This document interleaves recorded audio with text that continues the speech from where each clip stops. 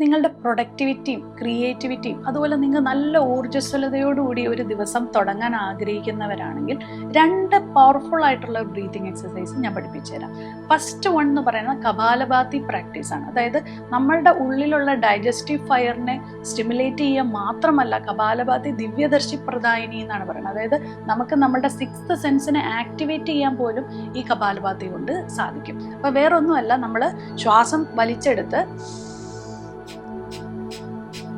അതായത് വയറിൻ്റെ ആ ഒരു ഫ്ലാപ്പിംഗ് ആണ് നമ്മളുടെ സ്റ്റൊമക്കിന് ഉണ്ടാവുന്നത്. അതായത് ആക്റ്റീവായിട്ട് നമ്മൾ എക്സെയിൽ ചെയ്തുകൊണ്ടിരിക്കുക. അതായത് ഒരു ഇൻഹലേഷനിൽ മിനിമം 10 തവണയെങ്കിലും നിങ്ങൾ എക്സെയിൽ ചെയ്യാനായിട്ട് ശ്രമിക്കുക.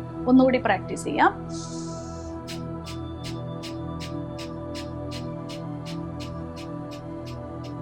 ഇങ്ങനെ നമ്മളൊരു 3 തവണ പ്രാക്ടീസ് ചെയ്യുക. അത് ക്രമേണ നിങ്ങൾ 5 ആക്കുക, 9 ആക്കുക.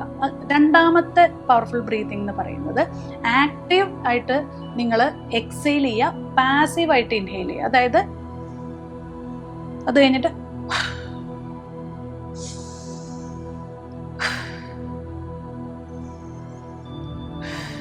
അതായത് നമ്മൾ വളരെ സാവധാനം ശ്വാസം എടുക്കുന്നു, പക്ഷെ ആക്റ്റീവായിട്ട് എക്സെയിൽ ചെയ്യുന്നു. ഈ 2 ഇത് ചെയ്യുമ്പോൾ, നമ്മൾ നേരത്തെ ചെയ്തത് കപാലഭാതി നമ്മൾ ചെയ്തത് മൂക്കിലൂടെ നമ്മൾ പാസീവായിട്ട് ഇൻഹെയിൽ ചെയ്യുന്നു, മൂക്കിലൂടെ തന്നെ ആ ഒരു ഫ്ലാപ്പിംഗ് പോലെ നമ്മൾ ശ്വാസം പുറത്തേക്ക് വിടുന്നു. രണ്ടാമത്തേൽ എന്താ വെച്ചാൽ വായിലൂടെയാണ് നമ്മൾ ആക്റ്റീവായിട്ട് എക്സെയിൽ ചെയ്യുന്നത് എന്നുള്ളതാണ് അതിൻ്റെ ഉള്ളിലുള്ള വ്യത്യാസം.